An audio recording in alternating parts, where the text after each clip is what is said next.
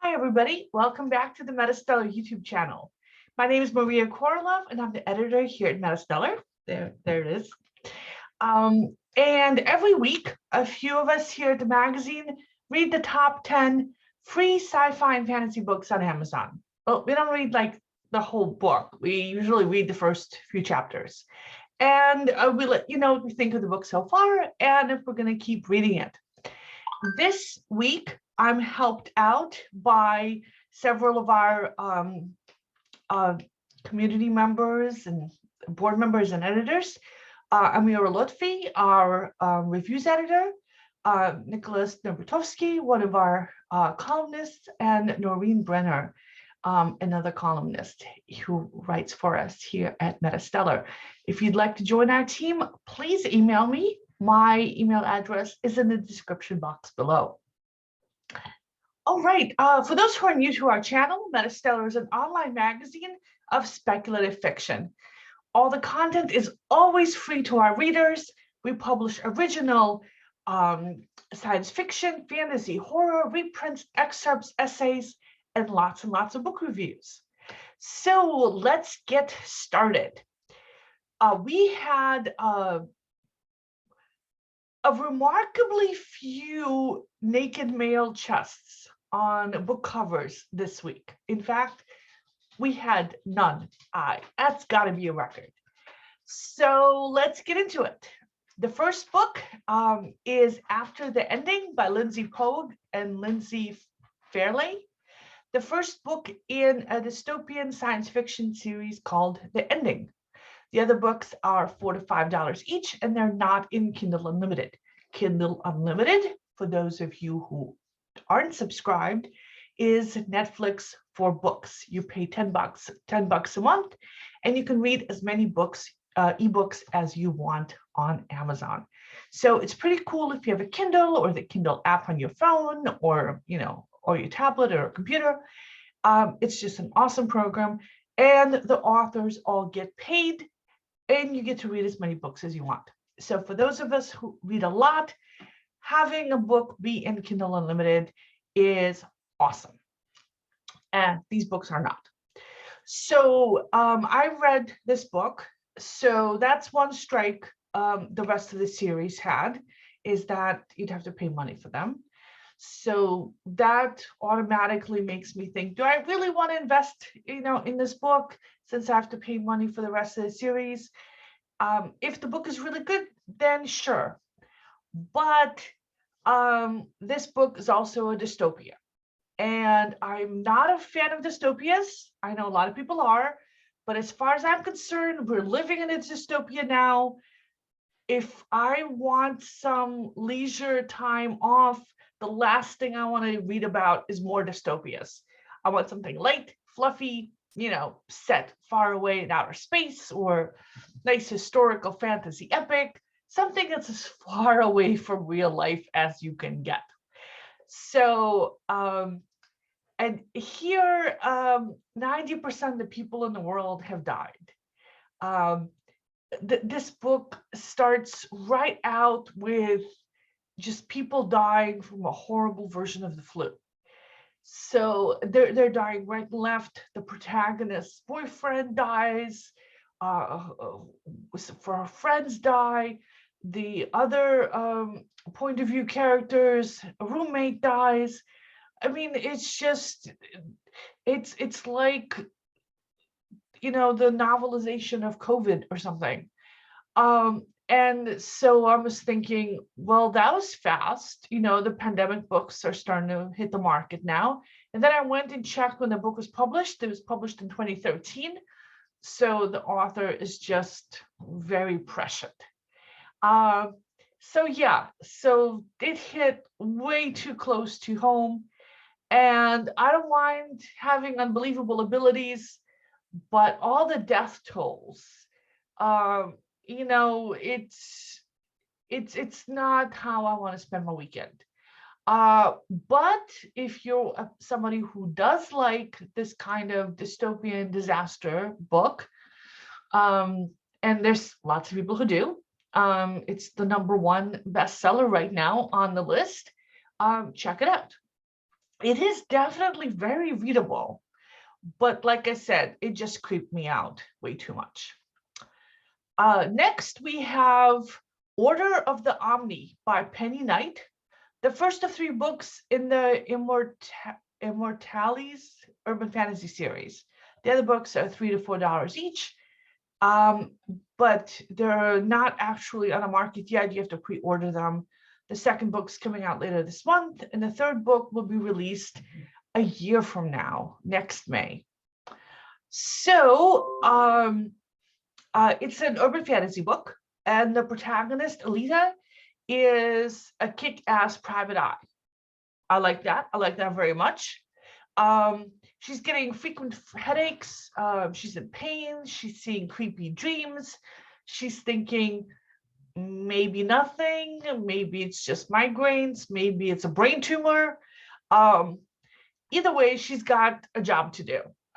She's got her pills. She's not supposed to be driving, but it's, a short drive to where she's going to be working. She is going to be setting up her cameras to catch a guy cheating on his wife. So she's pretty hard ass. I like her. She doesn't let obstacles get in her way. She's committed to her work. She's nice to people, which I really appreciate. She's competent. She's organized. What's a little brain tumor? I really like her. But then in the 4th chapter, the point of view switches to a hot guy with mystical powers who's drawn to the tattoo on her neck because it's some kind of mystical mark. And okay, so there's going to be a romance in here. I'm not a fan of romance. I'm bitter and jaded, and but she's hard ass enough that I'm thinking I might stick with the book and look past the whole romance plot thing. I can deal with a little bit of romance. Next we have The Last Necromancer by C.J. Archer, and this is definitely a romance. But I was reading this over lunch today, and I couldn't stop. I got halfway through the book before I remembered that I had a whole bunch of other books to review and had to put it down because this story is awesome. Charlie, 18, has been passing herself off as a 13-year-old boy on the streets of Victorian London for the past 5 years. And I know I've said before, I don't like young adult stories and I don't like romances and all this other stuff, but this book is awesome. So I'm looking past all that. It turns out her father kicked her out of the house when she turned 13 because she raised her dead mother from the dead, and her dad freaked out and kicked her out of the house. And she's been living on the streets ever since, disguised as a boy. And then she gets arrested for stealing, gets thrown in prison, is about to be raped in this cell by other criminals. It's not going to go well for her. Another one of the prisoners there stands up to defend her, gets killed in a fight. She brings him back to life, and he's now zombified, and basically he helps her escape. And so now people know that there's a necromancer in town, and people start looking for her. Namely, the Ministry of Curiosities is looking for her because they're investigating these kind of paranormal events, and some kind of master criminal is looking for her because he wants to create some Frankensteins and use her to animate them. And the guy who runs the Ministry of Curiosities, Lincoln, eventually finds her, and he keeps her as a prisoner, and he's very hot, and she's attracted to him. So like when I'm explaining this, it doesn't sound like something that I would really be into, but the writing is really, really good. The story is really compelling. It pulled me in. Like I said, I couldn't stop reading this. I would like to see her not get involved with the guy, and find her own way in the world, stand on her own 2 feet, that kind of thing. And I'm more worried that she'll fall in love and compromise everything. But I kind of peeked ahead. This is so the first of a 10-book series, and she seems to be kind of a kick-ass person through the rest of the series. So I have high hopes for this book. I'm going to keep reading. And yes, I will have to pay my own money for the rest of the books, but they're pretty good. So yeah, I'm sticking with them. Okay, next we go to the last commercial ever. And the cover makes you think that this is like a funny satirical book. And maybe it is. But I'm not going to be able to read far enough to find out, because everybody dies. I mean, right from the beginning, everybody dies. It's not a plague. Well, it's kind of a plague. It's a crazy extremist group has put some kind of virus into a TV commercial that aired on the Super Bowl. And everyone who sees it has seizures and dies. And then it spreads into viral cat videos, and pretty much like everyone's dying right and left. And the protagonist is a guy named Kip, who's the one who created the original commercial that got hijacked. So this, again, this hits way too close to home. I don't like the extremist conspiracy group and the disaster that's killing people right and left. I'm not getting caught up in the story. I'm not feeling that close to Kip, our protagonist, just me personally. So I'm not going to be sticking with this book. It's just too much like the news right now. But if you like those kind of pulled from the headline stories, check it out. It's free. All right, next we go to a book that I didn't read, but 2 of our community members read.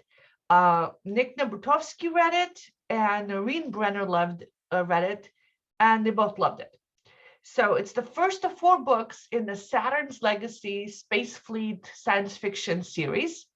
The other books are $1 to $5 each, but they are in Kindle Unlimited. The 4th book is currently available for pre-order and will be coming out next April, so in a year. So keep that in mind. So Nick says that the book starts out with a strange artifact being discovered on one of the moons circling Saturn. And so all the military forces in the solar system converge.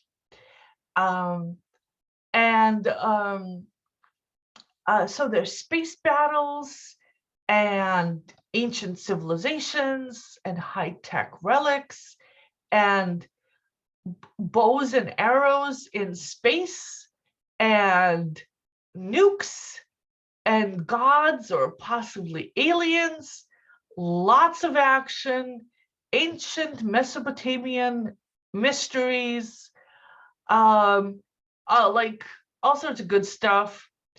And then the book itself is set about 40 years in the future.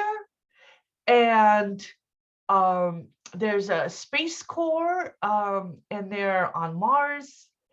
And China and Russia are in this space race. So the only problem Nick had with it is that the political situation hasn't evolved much in the 40 years. But he thinks that the action scenes were very well thought out.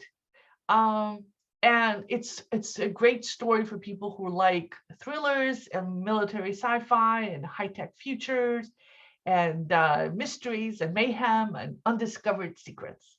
So I like his endorsement. This sounds like my kind of book too.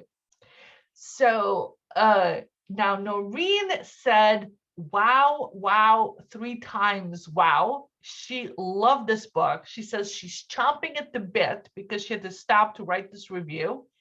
And she plans to read the whole series. She says it reminds her of Stargate SG-1. So I kind of see that, the kind of the ancient religions and alien civilizations, that kind of thing. So I can see where she's getting this. And also it makes me interested in it because I also like Stargate SG-1. So these aliens or gods, the sky people, hid an artifact, and so it's a race to get to it,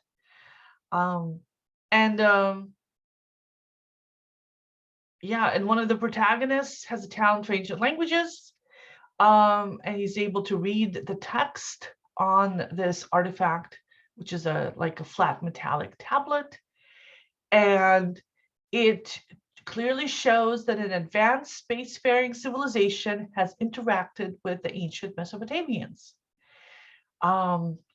So she gives this novel 5 shiny stars and calls it a gem amongst Amazon science fiction offerings.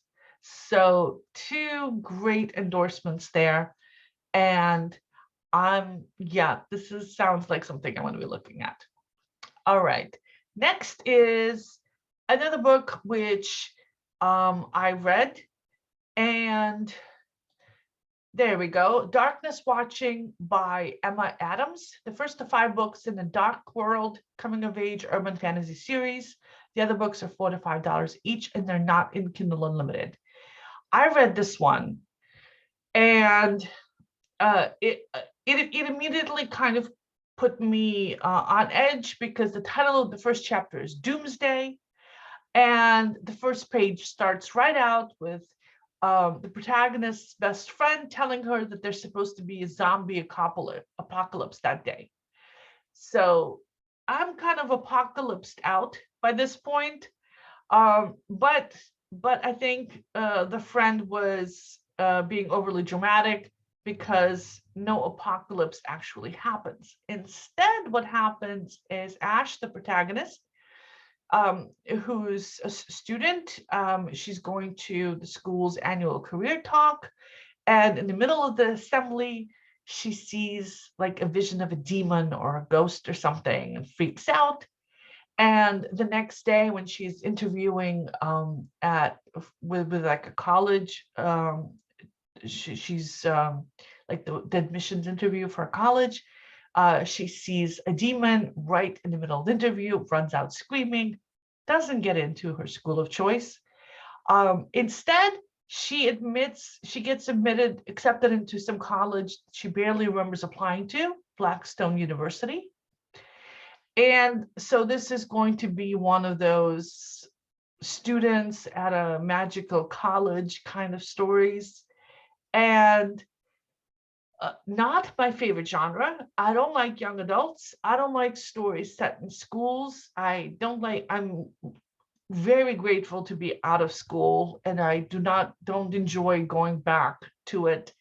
And this is taking me back to my college admissions process, which I also did not enjoy. So I don't think I'm going to be sticking with this book, but it is readable if you do like these kind of school set books that are paranormal or young adult. It's free.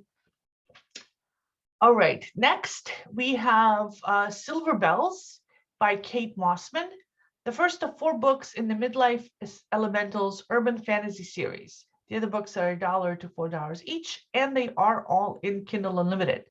And I previously reviewed this book in February. It's the second time it's been on this list. And I thought I was going to like it. So, and I got like about 7 chapters into it.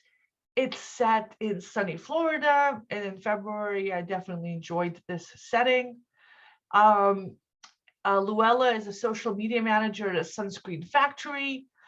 She gets fired, and as she's packing up her stuff, strange things start happening.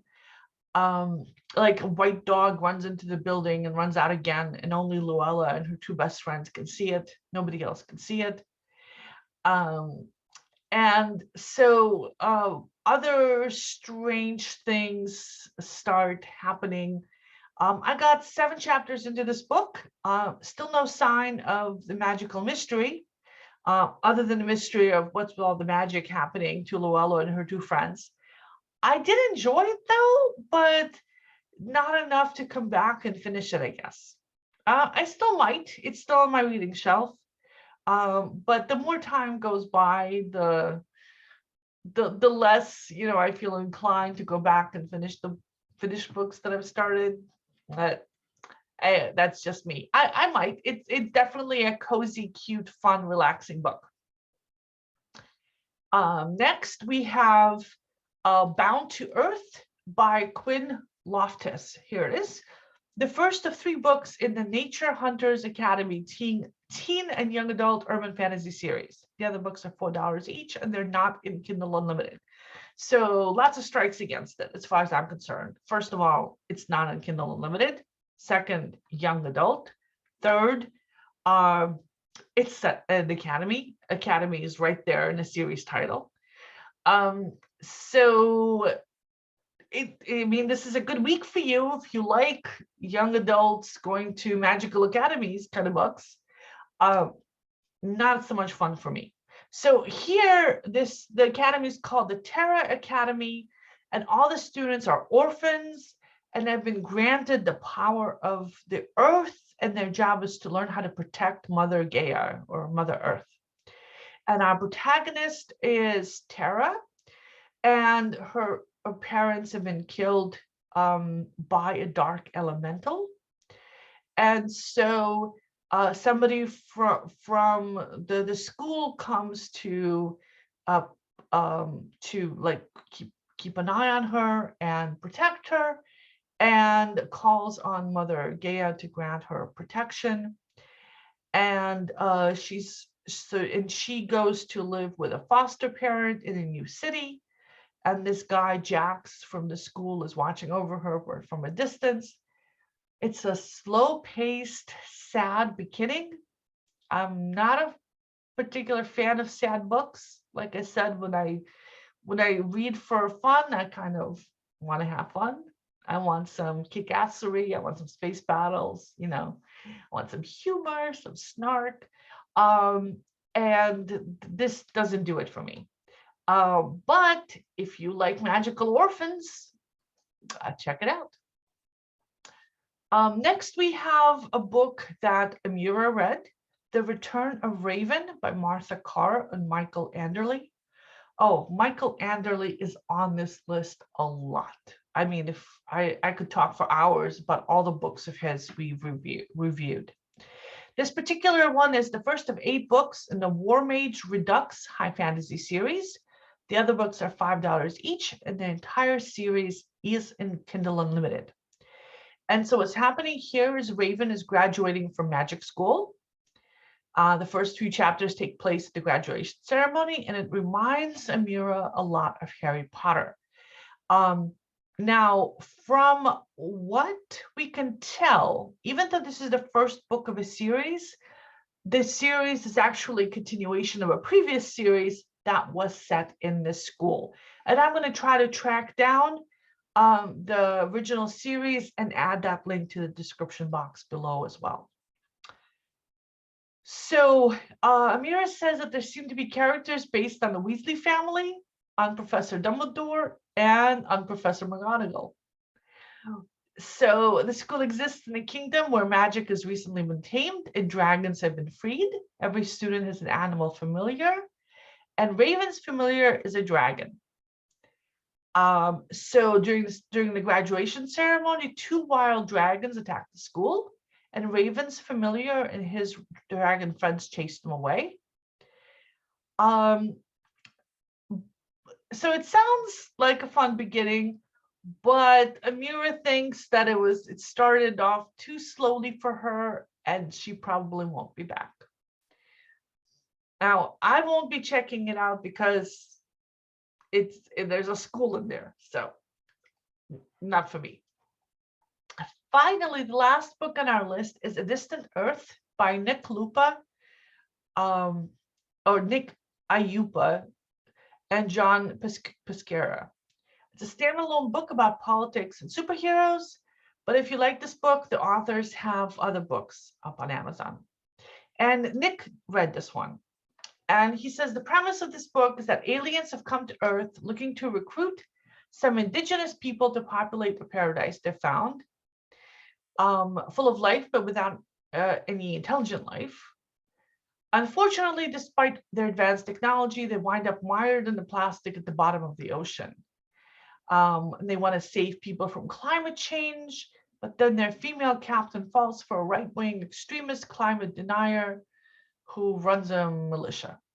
Okay, so Nick says that this is just over the top, and the political commentary is really in your face and overshadows everything in the book.